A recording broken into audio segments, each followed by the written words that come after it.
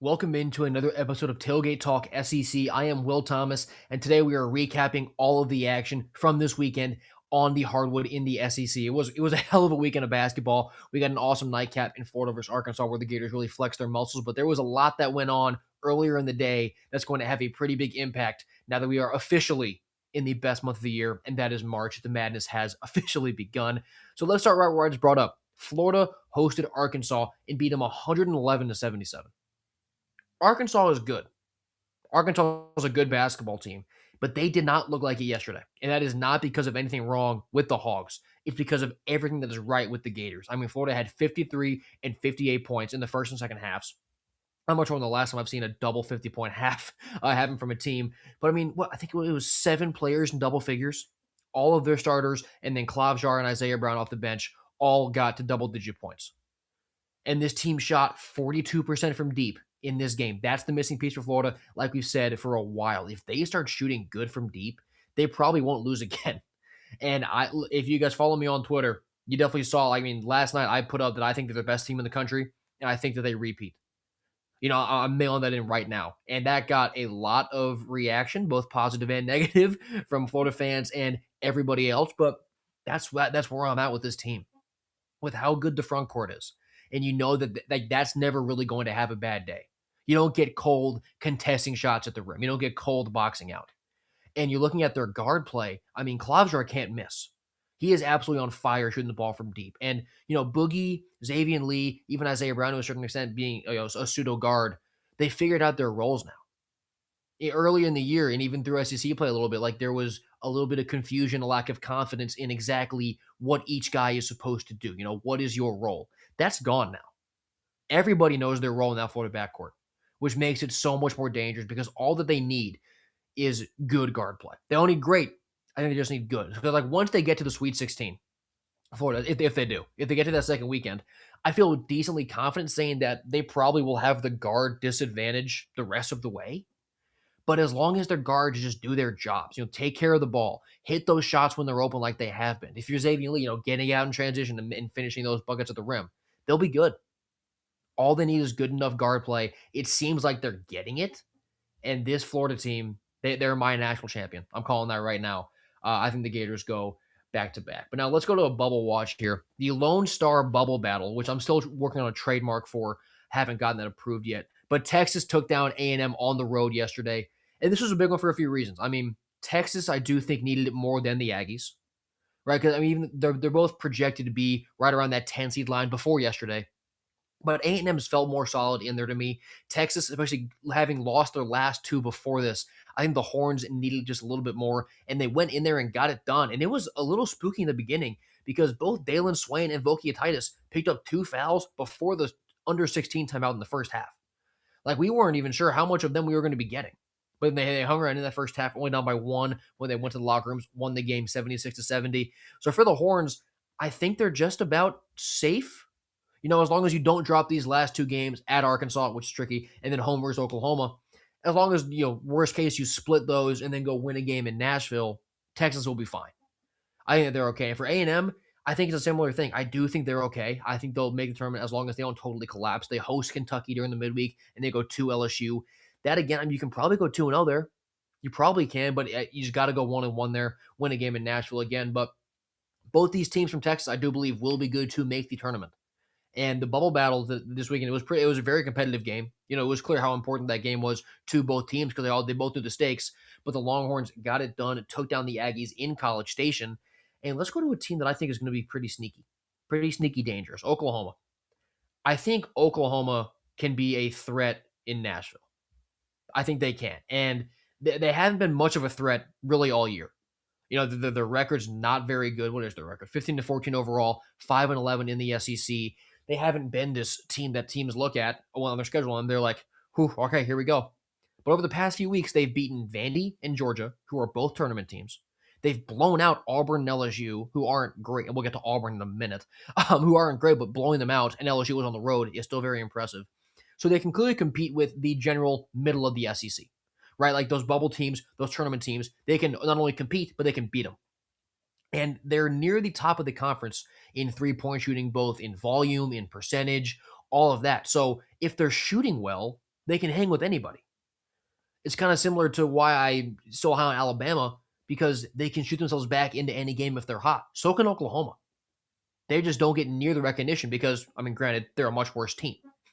But the Sooners, I think, can be really dangerous in Nashville. Like if you're a bubble team, like let's say going back to those Texas teams, let's say one of those, split their final two and they go to Nashville and they get Oklahoma to start off the tournament. That's not a draw I would want, because then you might get bounced first round by a team that is worse than you metrically and worse than you record wise. And that can be a big time stain for a bubble resume.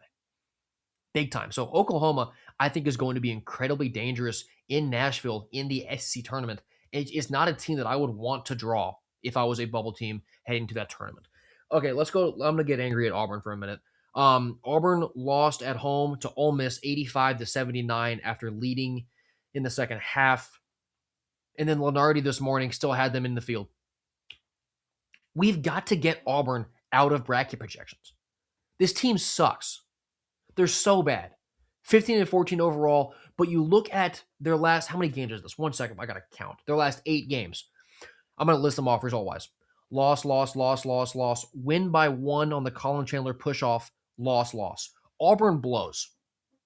They blow. They're not they have good players. They have good athletes. They're not a good basketball team. They have the win over Florida. You have a win over Arkansas, but it's a split series, so I don't really care. They do have a win over St. John's, but you're looking at how they're playing going into March. This team cannot go to the tournament. Unless they go win the SEC in Nashville, they can't make it, in my opinion.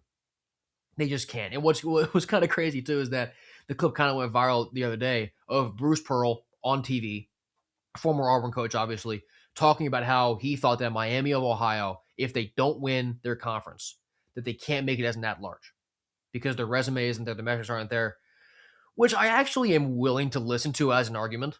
I do think that Miami should make it in regardless if they're a 1, maybe even a 2-loss team because of how impressive they've been. But getting that take on TV from a guy whose son is the head coach of a team who desperately needs help is a little bit, it's a little bit transparent what's going on there. No matter what the narratives are about Miami of Ohio, because that really does seem to be the bid stealer out there, and what Auburn is, talent-wise, what they are on the net, metrically, strength of schedule. Strength of schedule does matter to me, but you have to win some of the games. Why are we even playing these seasons if we're just going to let a team like Auburn in off of star talent and strength of schedule? Because we played the games. And guess what? When you go to the tournament, you're going to be playing against good teams. The schedule doesn't get lighter when you're in March Madness. Auburn can't play against a good schedule. So why are we going to put them in a tournament full of good teams? The Auburn Tigers just cannot make the NCAA tournament. And if they do, it's because they went crazy in Nashville. I mean, maybe, if they make it to the semis, rattle off some impressive wins, then maybe they just get in as an at-large. But from where I'm sitting, I think they have to go win that tournament in Nashville to have a chance.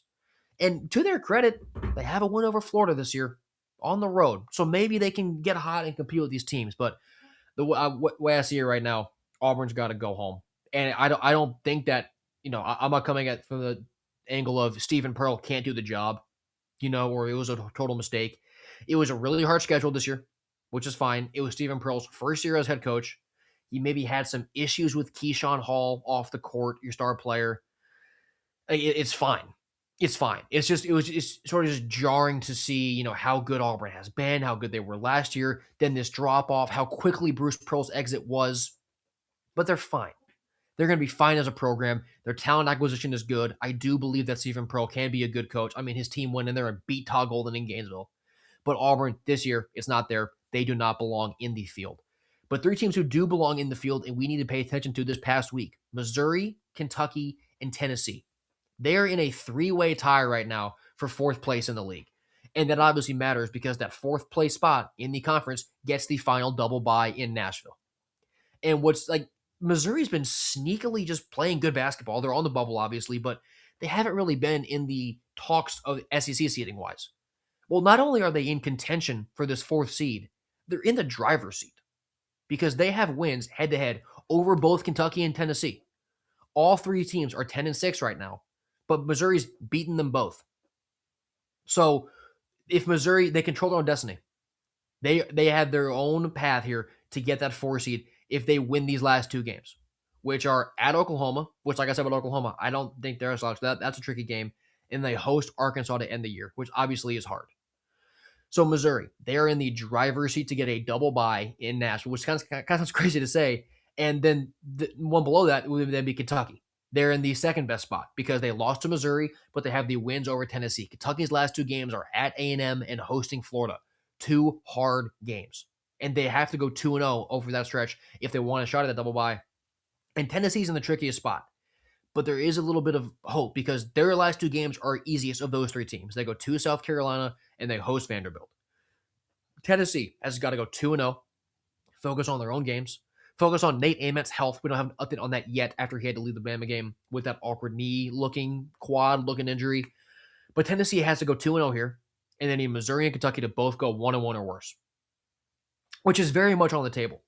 But it's just kind of wild how between these three teams, you're looking at those three logos and what you know about each of their seasons, and the fact that Missouri is the one in the driver's seat to win this seed battle and get the fourth overall seed in the SEC. Because the Tigers team is legit. They got some shooters. They have Mark Mitchell down low. They have some good depth in the front court. They're not a slouch of a team at all.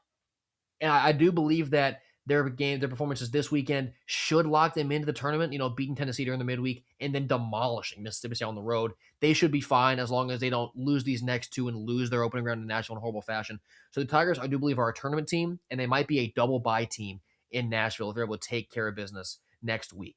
And that'll do it. Those are all the biggest storylines from the SEC this week. I didn't talk too much about Bama and Tennessee because I mainly covered that, other places, and that's been one of the biggest games that have been covered all week. But thank you so much for watching this episode of Tailgate Talk SEC. If you have been enjoying my basketball coverage and want some more football coverage as it starts to get to the summer and start to look forward to the gridiron again, subscribe to me here. Follow me on Twitter. I'm Will Thomas, and I will see you guys next time.